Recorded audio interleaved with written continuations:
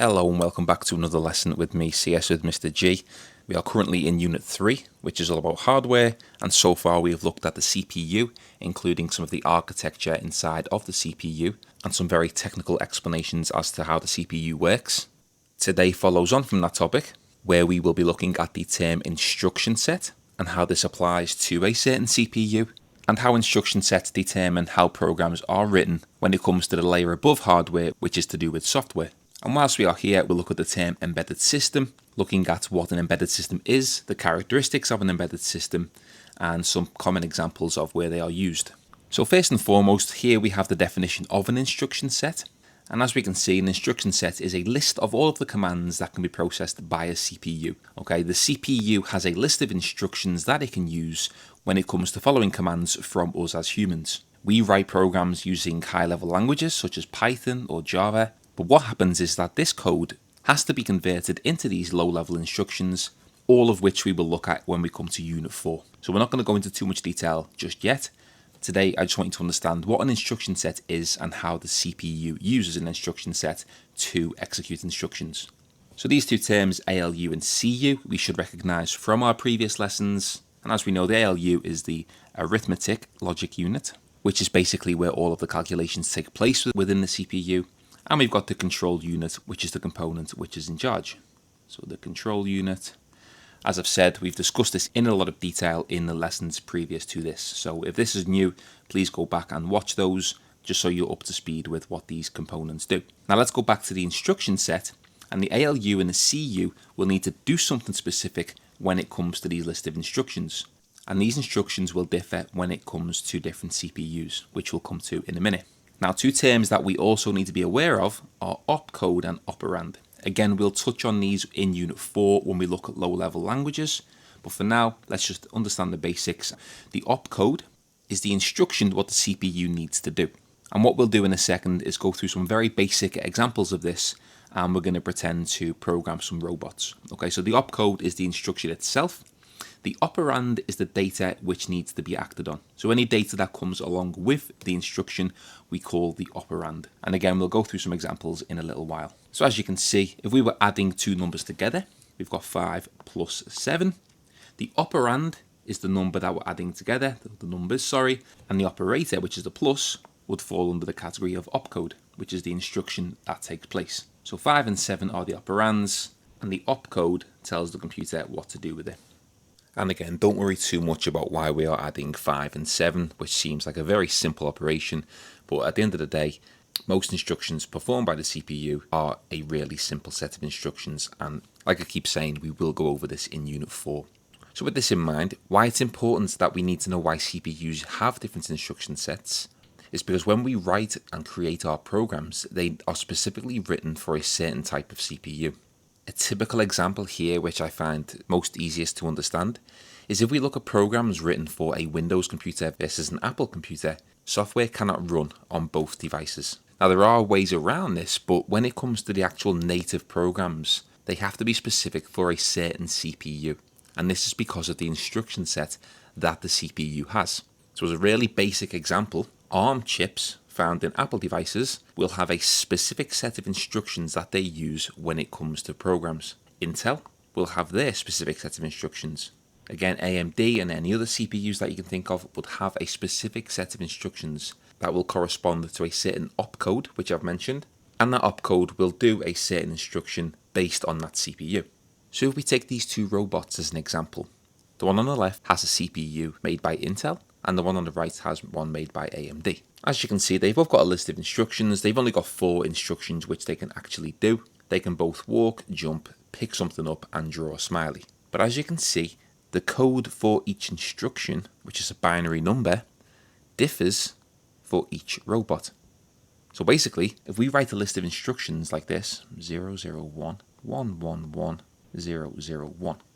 Now, if we give these instructions to the robot on the left, it's going to first walk, because 001 means walk. 111 doesn't exist in the Intel's instruction set. If we give it to the one on the right, it wouldn't walk, it would draw a smiley, then it would pick something up, and then it would draw a smiley again. So as you can see, 001, although the number is the same, they mean different things across the two CPUs. One is walk and one is draw smiley. So the same thing applies if you're writing a program and it's to perform a specific instruction. The specific instruction will be specific to a type of CPU. If you try and run that code on another CPU, it might not work because that opcode, that instruction, will be different in that other CPU's instruction set. So the instruction sets are assigned to each CPU, and all CPUs will have a massive list with the commands that it can perform. Another way you can think of it is PS5 games or Xbox games. They are written specifically for a type of console. Apple and Windows is the other obvious example. You've got Android phones and Apple phones. All these devices have different CPUs, and is the reason why programs will not run natively on those devices. So finally, just to mention again about Unit 4, which we will go into, instruction sets are not any type of programming code. Okay, that is important. Instruction sets are the simple instructions that a CPU has that we tell it to do. Okay, program code is what we write. It's the lines of code that humans will write that gets converted using what we call interpreters and compilers. This is all Unit 4 stuff, so do not worry for now. And these will convert the lines of code into the instruction set so the CPU can understand it and then obviously execute the instruction. Another example here, this is what we call assembly language. Again, this is all Unit 4 stuff. But you can see here we've got opcode, STO means store, operand is a memory address, so it's a number, and operand as well is the accumulator, which means the contents of the accumulator are going to be put in this. But again, please do not worry about any of this just yet. This will all be later on in the course. So while we're here, we're going to finish off the CPU and all of the key terms associated with it. And we're going to cover this term embedded system, which is basically a combination of hardware and software, which is designed to carry out a specific set of functions. So it ties in nicely with the instruction sets because CPUs that we use in computers can do specific things that we want it to do, different things of different natures, whereas an embedded system is designed to do only one thing. Okay, and we'll go through some examples now. As you can see here, we've got a car. Okay, this car has many embedded systems.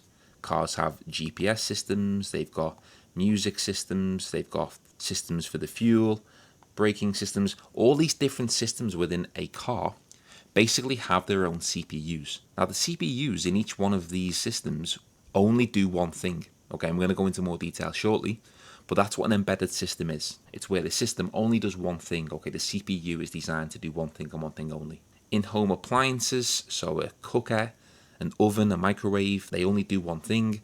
A security system, again, these only do one thing. Another example is a robot vacuum cleaner. Okay, it's only doing one thing. It's moving around the floor, hoovering stuff up. Again, that's what an embedded system is. It does a specific job. That is your key definition for an embedded system. Now, why this is important is because what we've been speaking out before this with instruction sets, this is what we call a general purpose computer.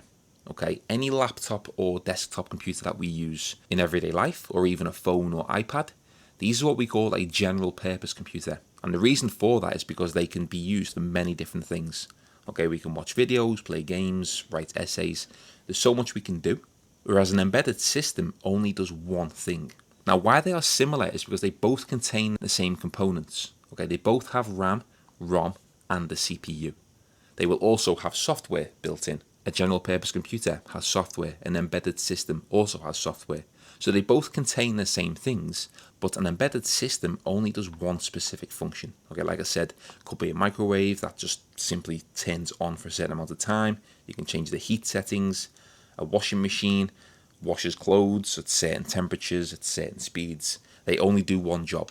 Okay, and that's the difference between a general purpose computer and an embedded system. Okay, very important for the course.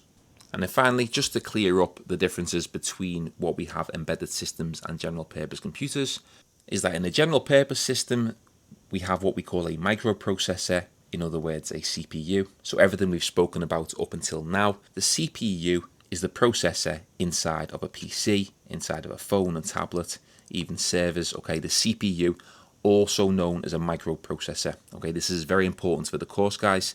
Questions often come up in the exams based on these two terms, and we need to be able to differentiate them.